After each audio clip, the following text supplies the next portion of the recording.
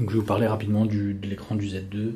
Alors les deux choses à retenir, la première, ils ont réussi donc à intégrer dans la même taille que le Z1, même un peu plus petit que le Z1, un écran plus grand, donc puisque c'est 5,2 pouces.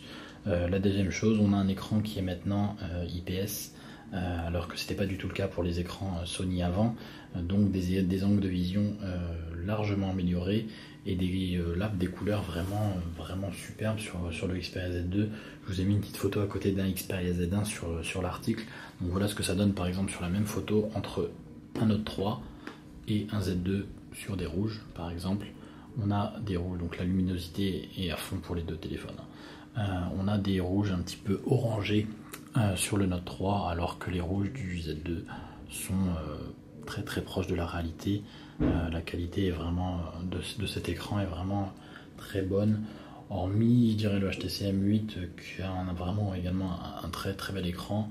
Il a vraiment pas, bon, là on était dans le rouge, mais il n'a pas à rougir de la concurrence. C'est peut-être même le meilleur écran sur un smartphone avec le HTC M8 aujourd'hui. Donc voilà pour l'écran, encore mieux que le Xperia Z1 qui avait déjà un très bel écran. Il y a une grosse différence quand même,